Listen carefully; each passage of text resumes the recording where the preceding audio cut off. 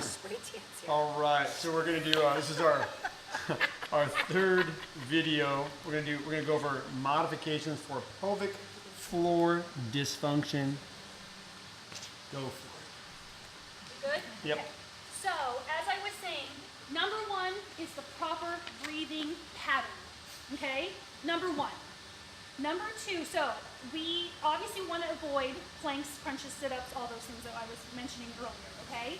We want to get the abdominals stronger than the pull against the pull of the hip flexor. So this exercise that I just had you do, that becomes a big part of also rehabbing the core, okay? So that you're not overactive in your hip muscles. So instead of doing planks, we can work on reverse planks for people, okay? So go ahead and feel this too, guys. And we've done this too in boot camp and everything, but we want hands, fingers facing forward the same direction you are. Heels are planted. And of course, we're coming up and lifting. But what are we doing with our breathing? Doing it at the same time? So tell me what the pattern would be. Where am I inhaling? Where am I exhaling? Inhaling now. I want to inhale now and then exhale on the way up.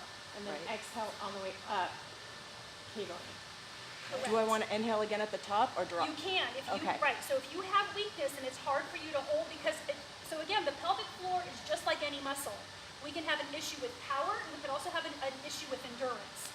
So those are actually rehabbed differently in therapy. But, so you always want to be blowing out and kegling, activating core on the hardest part of the movement. Okay. Right? Make it even harder. Yes. Okay.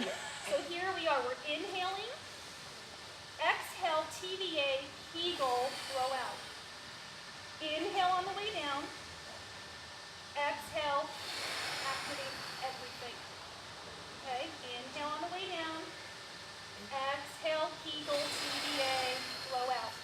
Here's the other piece. When you're blowing out, we don't want super hard and we don't want really tight purse lips. That also increases intra-abdominal pressure. So we want like more like just soft, a mouth more open, softer. Okay? Because remember, we're trying to reduce that intra-abdominal pressure. And as you activate that TVA, it pulls the rectus abdominis back together. Okay? So that's why there's this misconception. So especially with new moms, okay, I need to hit the gym and I need to do abs to get my tummy back. But it's not because you're increasing intra-abdominal pressure when you really need to be sucking in, not pushing out. Because that's what happens when you increase intra-abdominal pressure, and again, you're holding your breath on top of it, you're increasing that intra-abdominal pressure. You following me? I'm picking up what you're putting down. Okay. All right, good. So, and again, you can make reverse planks, harder too. I mean, we can do mountain climbers from this position, right? We can just do leg lifts from here. We can tons of different variations to make this harder for people, okay? And it's kind of hard as it is. And a Kegel at the same time, babe. So, Yes. so this can be the modified mountain For plank. climber Yep. for the Modified. people. Okay. Yes. Okay. That's good to know. Okay. So also side planks and everything, that's okay as well for diastasis recti. In the slide you can see I have a picture of like good form versus bad form, and this is another mistake that people make, and I actually saw it in today's class when we were doing core. So first of all, if you give people the option of doing it the hard way, everybody's going to try to go for that, which is great. They want to get stronger, they're challenging themselves. We also have to teach them though of like where is their limit and how do we need to back out of that, which is like what I do in my yoga classes, of how can we come out of this posture to get into better alignment, to get better activation, okay? So with the side plank, a lot of times we just have people that will kind of just, okay, we're lifting up here. But what you really need to do is to get this hip high and activate the obliques. So let's come down into this position, okay? And again, the body is in a straight line. We're lifting up, hips are facing forward, and you want to feel those obliques contracting to the point it's almost uncomfortable. Oh yeah, Now you're doing a proper side plank. feel like a rainbow. If we're just kind of lifting the hips, and a lot of people too collapse in their shoulders, don't they? Yeah, so that's going to cause lots of impingement. So we want to press that arm down, lock in through the shoulder, lift those hips to where you're actually feeling, almost like you're going to get a cramp on the side. Yeah, I felt it. Okay?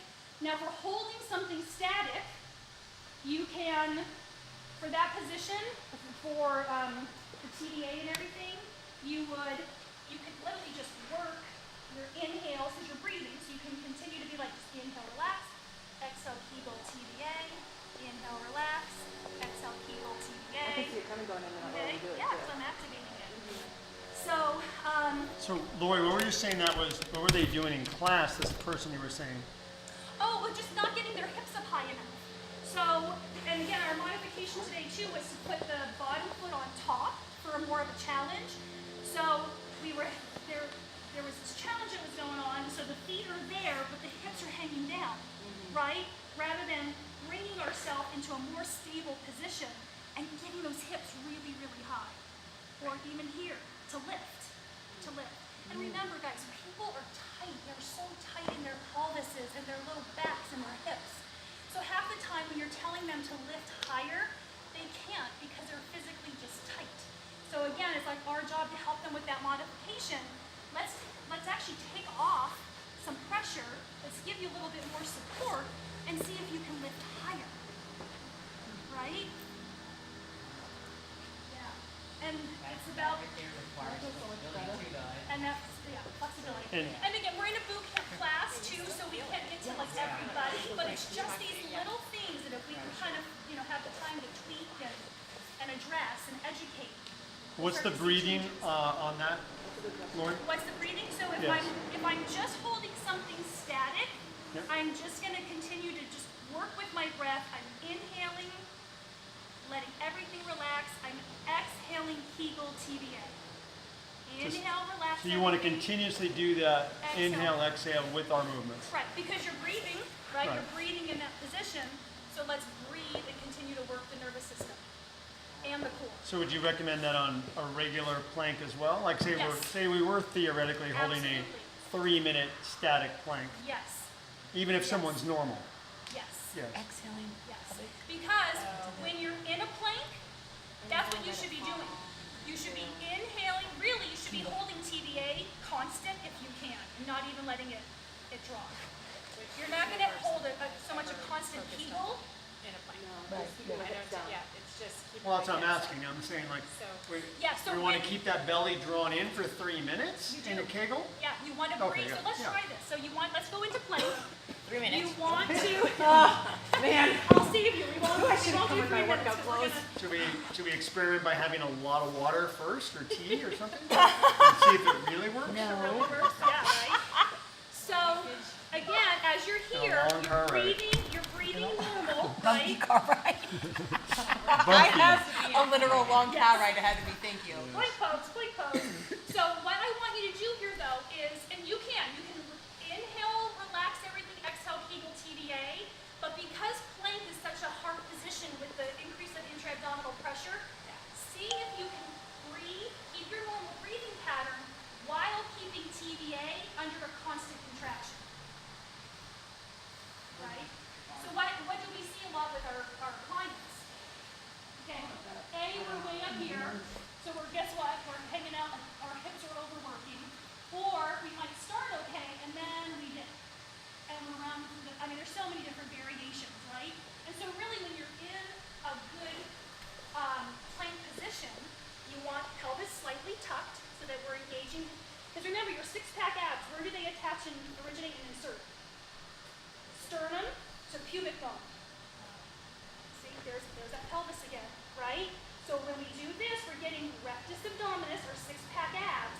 Then we're drawing belly button in and creating a nice stable core with our TDA. So literally in plank, like your belly should be like on fire.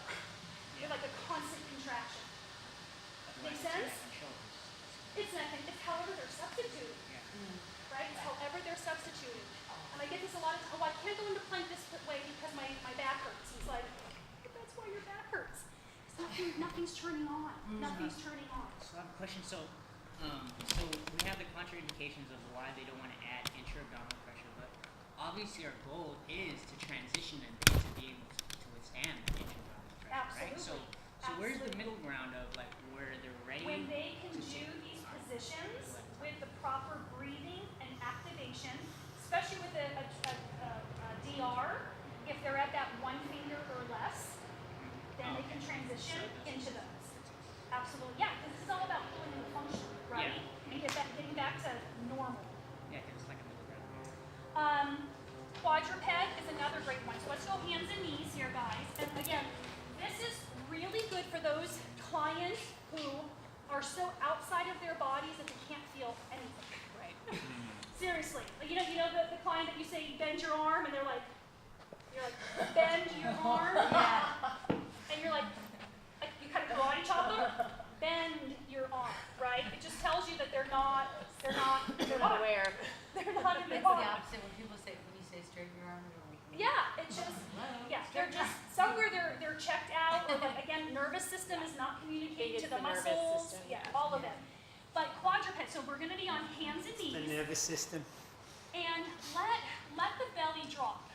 Do you just like relax the tummy? Relax the tummy. Do you feel the weight of the belly? Okay, now inhale and just draw the belly button in towards the spine. And you can feel the lift, right? Probably way different than laying on the floor. Yeah. Inhale with the belly drop. Exhale, TBA. You Okay? feel that whole like sheet of muscle. All of it. It engages from, and even like your six-pack abs, everything. So now we're inhaling. Exhale, TBA, Kegel. Kegel. Kegel. Inhale. Yep. Exhale, belly button to the spine. Kegel. Yep. So again, another modification for those. We don't really have anybody like that needs necessarily this basic, but again, we can make this dynamic, and we start to also strengthen multifidi. thanks for noticing. So, inhale, thumb is up, Very up. so we don't compress the shoulder. Inhale, exhale, Kegel, TBA. Inhale, exhale, Kegel, TBA. Okay? That's our movement, right? And same thing, even in this position, guys, as you're having them draw in the belly button, if they're really weak, you're gonna see this, right? And even if sometimes it's not even a weakness, sometimes again, it's that nervous system. They just don't know how to activate. So we're gonna compensate. We're gonna compensate many different ways, okay? And then, yeah, so then this is called cross crawling. Okay, this is called cross crawling. You can do this in standing, all of this. This is great because it gets right and left sides of the brain firing at the same time. And there's actually this really cool research that I think maybe Paul Check mentioned this, Brien. I don't know if you remember it. But they did like these studies where people would do jumping jacks and then muscle test them and then have people just do cross crawling, opposite arm, opposite leg. They were actually stronger because of how it like recruits the brain patterns. It's pretty cool. So again, just other modifications. Poses that relax the pelvic floor. Child's pose, baby's pose, and downward dog. I want you guys to get quickly into baby's pose. Yes. Okay? This is another one that I kind of cringe when I see it because, oh yeah. So, first of all, you grab the outside of your feet. Okay. Grab the outside of your feet. This is when I was running for my past. Yes, outside of your feet. Okay. Take your tailbones and sacrums and flatten them. Stop. Okay. Head is on the floor. Tailbone is down. Tailbone is down. Tailbone is down. How do we know if it's Tailbone is down. And back of the head is pressing into the floor. Tailbone and low back are into the floor as well. Knees are slightly out to the side here. Okay. And knees are coming like kind of in and towards the ground. Kegel? I always feel this in my You hip know, we're not flexors. kegling here. We're actually relaxing. We're relaxing the pelvic floor. Right? Yeah. Okay?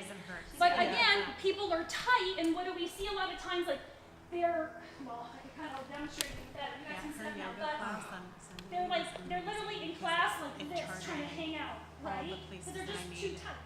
So at that modification, have them do one leg at a time. But the goal is to open the leg up. It felt so good. Head is pressing into the floor, tailbone pressing down. If you see booties coming up in the air, because the point is, guys, we're trying to get extension happening through the spine. Okay? Okay. And then downward dog is just another pose for resting the pelvic floor. So again, Lori, so what you said you don't like to see is people doing this? Don't grab the inside of the feet. Yep. Because what you're trying to do, right, is, oh, and guys, on this one too, you're trying to really take the shoulder blades, pull the shoulder blades together, and then elbows bend. Oh. So you're I've been doing it all wrong. So think of taking your whole body as if you're like a bug and you're just squishing yourself to the floor. Does that make sense? Okay, way down your Just gotta bring shoulders this can't beauty down on touch. you. New dimension right there. They don't have to. Okay. How do I do that? How do I do that on my own? You don't. You come to my yoga class. You don't Well, have, really, how many hands do you no, have? really, what you do, you just kind of back off a little bit. You could just you can hold. Try to hold. Well, what are you You trying would to use straps. What are you trying to accomplish with this stretch, though? You're opening up the spine from literally like base of the skull down into the sacrum because it's also extension. Shoulder blades active. But Lori, will just like hanging out in this position do that, like over time, or is there something that I should be doing to push it into place? Like, Well, again, you What if I get a really big dog? you ultimately, should I have my kids you sit want on to me? try to make everything as active as possible. Train Like- your kids. Like for example, some people can't put their head down because they have they have a thoracic curve, right? They're leaning like through their thoracic spine. So listen up to this one, guys. So like they're really tight in their thoracic spine, so their head doesn't hit the floor. I would like prop them with a yoga block. So not that we have time for that in boot camp, but like if you give your clients homework after, they're saying, hey, I'm struggling with this posture. I want to practice it at home. Like those are some variations that you can make. Okay? I have a question. So yes. What you just said about that, does that mean would sleeping without a pillow be better for you then? Yes. What? If you can tolerate it. Really? I get neck pain if I sleep with a pillow. I have 3. 3 pillows? What about sleeping 3 on the floor? pillows. Yeah, 2 under my head. The floor, I mean, if you can tolerate Should we that. sleep like this? We're talking about like head positions, right? So when people get really rounded through thoracic spine, and you have them lay flat on the floor, their head goes all the way back and they don't like it because it, of course, stretches neck muscles and everything. So you want to, of course, find that balance of giving them a stretch, but you also want to support them. So like, a rolled up towel, just enough to take off that pressure, but they're also still getting a stretch, right? We want to create balance as much as possible. And sleeping without a pillow just helps you to. No, I sleep on my hair. I sleep on my hair. That is Yeah, I mean, you just like it makes you lay a little bit more flat, so it's different for This is how everybody. you're supposed to sleep. So situations, I want to go through this so that you guys can feel diastasis recti on me. Situations that affect the pelvic floor. So we said pregnancy, increased weight gain, yo-yo dieting, constipation. Wow. Constipation is a huge factor in pelvic floor because 2 reasons. You just have pressure down there within the intestines, pressing on the pelvic floor. But then That's guess such a what? mom When thing. you're- Down there. Down there, yep. But when you're constipated, you also have to, you're pushing, right? You're bearing down. That bearing down is increasing the intra-abdominal pressure. Your pelvic floor muscles may be overactive and tight, and so now you're trying to push through tight muscles. Okay, so that's where we can, and remember with pelvic floor, we could get urinary incontinence or we could get fecal incontinence. Some people have both. It depends. So if you're like a weightlifter, powerlifter, bodybuilder who doesn't know about all of this, you can get Oh, this too. totally. Yeah, and your intestines can pop out of your bone. Oh Oh my yeah, God. yeah. There's like a video that there was a video of a guy like long Yeah. ago like doing like crazy barbell lifts and literally yes, yeah. Is Yeah. there a Yeah. YouTube He video wasn't on that? Googling. Oh! Yeah, You I actually think want to see Kegels. it? I have a little curiosity. He didn't die, did he? No, I don't think so. Okay. Oh. So Would that have made a like toilet difference? potty. Have you guys heard of the squatty potty? Have you guys heard of Yes, the squatty yes. I was potty? about to That you say, put out your potty? they Yeah, didn't so use the it. squatty potty will Costco. open up the pelvic floor 19.99. as well. But this is where, with Brien's 6 challenge and everything, it's poop while you're important to using a get water in Just and notice all like the foods when you're that Brien like on the recommends coming toilet, put off. your feet up on a stool while It's you're called having squatting a potty. bowel. You want knees, My knees feet higher still than fit on hips, the open toilet up the pelvic floor. So they're actually a good thing? Yes, for pooping. Yeah. For pooping. Yeah. If you guys get to know me more, I have no problem talking about poop. Well, it's gotta be Oh talked yeah, no, about. Brian talks about poop all the time. No, we great. actually for our 6-week challenges. So, like I was saying, with constipation, where Brien, like especially with Brien's 6-week challengers, who's being educated on nutrition and Yeah, the it's water and eliminating those foods that are constipating, huge, okay? We talked about muscle imbalances, surgery, so scarring as well as like hysterectomies. Somebody can have a C-section scar, or they went in and had some kind of abdominal, surgery or whatever. That scar tissue gets tight. It also pulls on internal organs. That can lead to pelvic floor discomfort. A lot of times, too, women don't even know this. They might have like this feeling like they have to pee all the time, or that feeling of like I'm getting a yeast infection, and it's nothing like that. It's actually issues with the pelvic floor. And just like anything, we have nerves, right? We have nerves that innervate our pelvic floor. So you can also get like, it's called pudendal neuropathy and neuralgia. So things can become very painful down there as well because there's nerve involvement. Holding off, it's okay to hold off your urine to a certain point, but it's not okay to hold off bowel movements because that sensation actually decreases over time, right? When you have to go pee, okay, I'm busy right now, I can't go, I'll hold off. 20, 30 minutes later, get that sensation again, okay, I can hold it off. Third time comes, maybe not so much. Bowel movements, you shut that down, it's going to diminish. You're not going to so that's just going to lead to more constipation.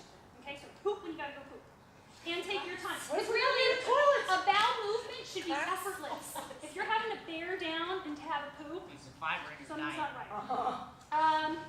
And then again, so if there's people with urinary issues, like urinary incontinence, so again, stress related. Stress is usually, hey, I'm peeing myself when I cough, jump, sneeze. Urgency is, I gotta pee right now and I gotta go, okay? So there's different types of incontinence, but caffeine, alcohol, and carbonated drinks actually are irritants to the bladder. So if you have those issues, it's good to watch your intake of all that stuff, okay? Make sense, guys? Yeah. And then just there on the back, you guys can kind of read that on your own of just like other things that are like, could be pelvic floor, low back related that, are things for like referrals if you have questions about them. So I want you guys to feel a diastasis recti on me if you're up for that. You don't have to if you don't want to, but come and feel what this feels like.